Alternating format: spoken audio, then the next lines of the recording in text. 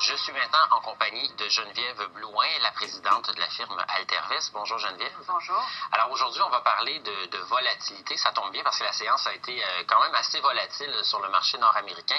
On avait ouvert en hausse à la mi-séance, on était plutôt en zone négative et finalement, la clôture est positive. Alors on va en parler dans un instant donc de stratégie pour investir finalement dans des situations où il y a beaucoup de volatilité. Mais d'abord, vous nous parlez du marché obligataire.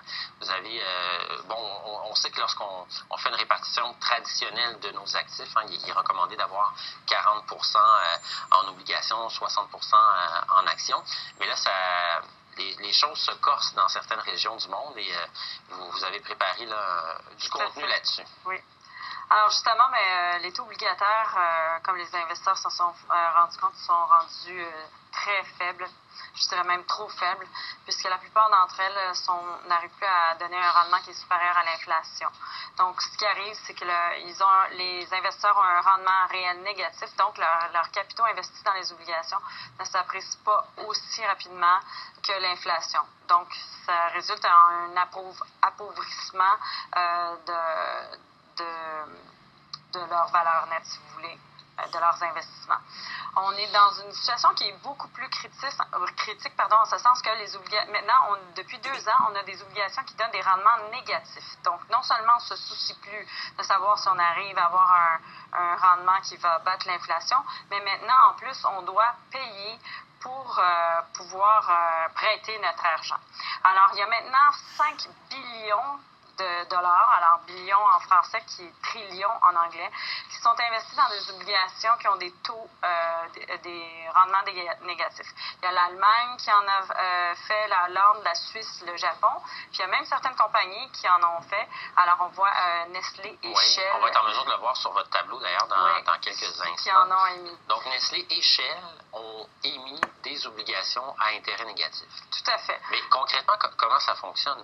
L'investisseur qui achète le titre récupère moins d'argent à la fin. Normalement, alors l'investisseur reçoit ce qu'on appelle des coupons, un rendement en attendant, puis à la fin, il récupère son capital. Donc là, à la fin, il récupère moins de son capital, puis en plus, il n'y a pas de coupon dessus. Donc, alors, pourquoi les gens voudraient investir pour avoir presque une perte certaine de leurs capitaux?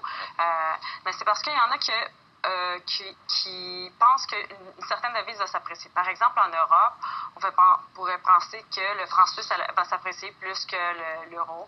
Alors, on veut avoir d'exposition au franc suisse. Donc, on est prêt à perdre sur 10 ans une perte de 0,3% par année pour en anticipant une appréciation du franc suisse contre l'euro. Donc, on pourrait à terme, par un jeu de conversion de devises, faire un rendement. Exactement. Sinon, en fait, c'est qu'on anticipe que l'économie mondiale va se détériorer et que les taux vont devenir de plus négatifs. Donc, alors à ce moment-là, il y aurait une appréciation du prix de ces obligations qui ont déjà un taux négatif. Et aussi, on s'en sert comme valeur refuge, parce que l'autre chose, c'est que dans l'économie mondiale se porte pas très bien malgré toutes les interventions des banques centrales.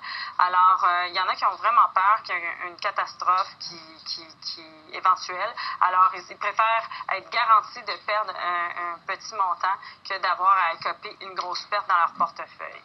Mais pensez-vous que des obligations comme ça à rendement négatif, on pourrait voir ça en Amérique du Nord? Est-ce que des gouvernements chez nous pourraient opter pour ça ou des entreprises? Oui. En fait, je pense que dans le gouvernement du Canada, on en a déjà parlé, la Banque du Canada nous en a déjà mentionné. Au départ, on disait que c'était peu probable qu'ils le fassent.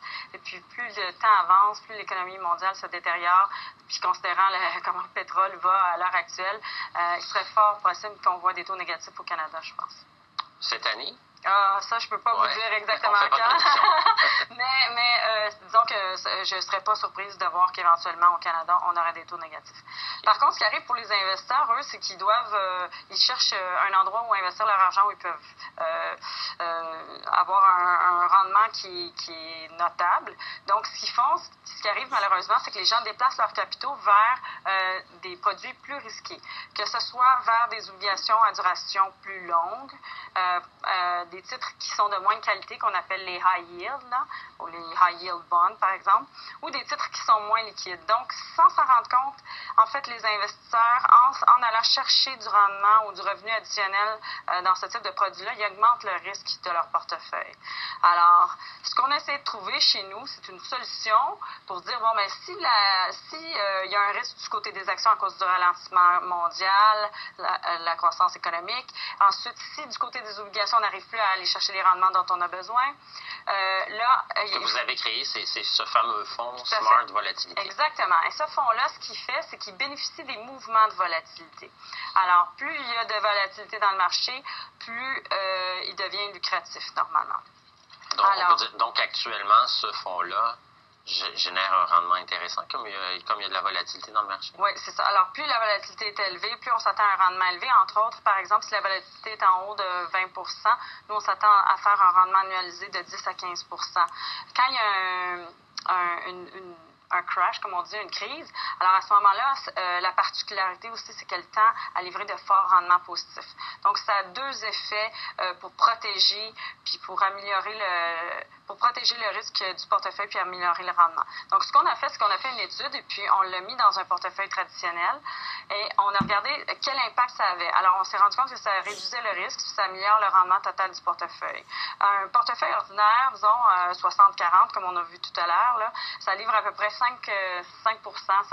de rendement par année, puis ça a un taux de volatilité d'à peu près 7 Ça, c'est ce qu'on voit à gauche là, dans l'image à l'écran. Alors ça, c'est quand on ne met pas le fonds de Smart Volatility, notre fonds dans le portefeuille. Puis là, on s'est amusé à ajouter tranquillement une proportion du portefeuille, 5, 10, 15, 28 puis on a regardé ce qui se passe. Alors la ligne orange, en fait, ça représente le risque du portefeuille. On voit que le risque descend, donc la ligne orange descend jusqu'à concurrence de 28 du portefeuille. Pendant ce temps-là, c'est la situation idéale parce que le risque baisse, mais le rendement espéré, qui est la ligne bleue, augmente.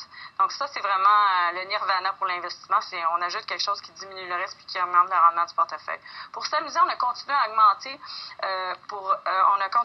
la pondération du fonds jusqu'à ce que le risque devienne égal au risque initial d'un portefeuille traditionnel qui était à 7,15 de volatilité.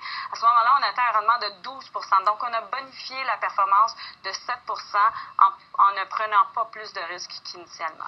Et là, l'argent qui se retrouve dans ce fonds-là, sur le marché, il est investi de quelle façon? Alors, on achète des indices, des titres? C'est ça. Alors, c'est particulier parce qu'on n'investit pas directement dans les stocks. En fait, on investit dans des contrats à terme sur la volatilité. Alors, c'est directement la volatilité qu'on achète ou qu'on vend à découvert.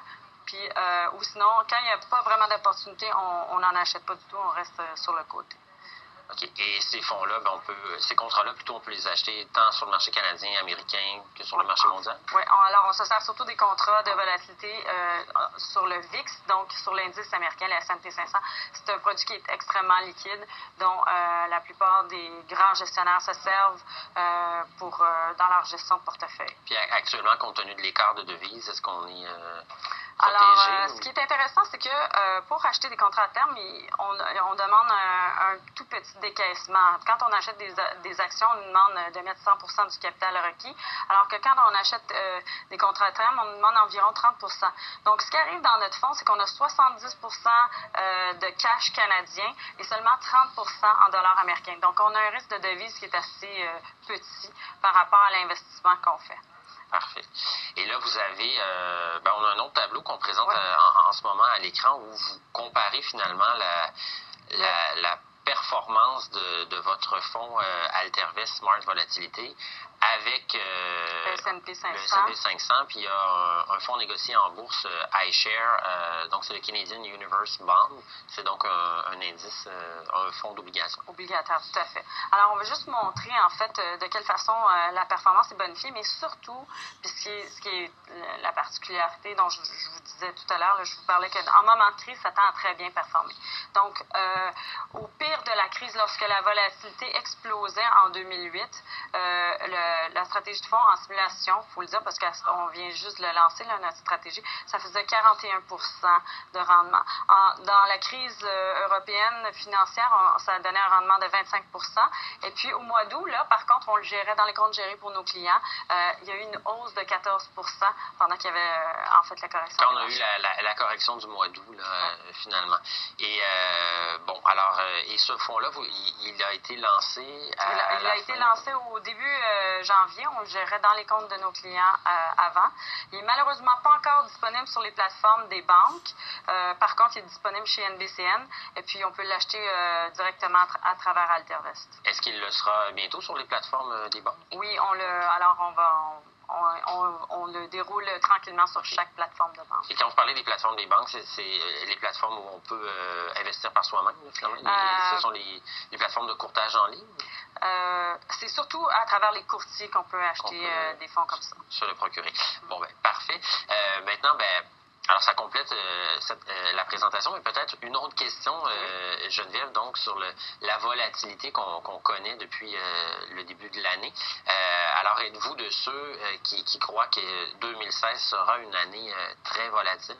Oui, tout à fait. Alors, nous, on pense que, justement, on regarde d'abord tout ce qui se passe du côté macroéconomique. Donc, la Chine se détériore, le Japon a donné des taux négatifs récemment. Donc, il n'y a rien qui nous montre qu'il y a une amélioration de la situation en ce moment. Et puis, il y a beaucoup d'incertitudes dans le marché. On ne connaît pas vraiment qu'est-ce que c'est l'impact des taux négatifs, qu'est-ce que ça va avoir comme répercussion sur les banques et puis sur le secteur financier. Donc, on s'attend à ce que ça va créer une incertitude qui, selon nous, va garder la volatilité en haut de 20 au moins. Puis, en période de crise, ça pourrait augmenter encore plus. Ça, c'est bon pour le fonds Smart Volatilité. On présume. Merci beaucoup, Geneviève, pour cette présentation. On se retrouvera lors d'une prochaine émission. Quant à nous, maintenant, avant d'aller à la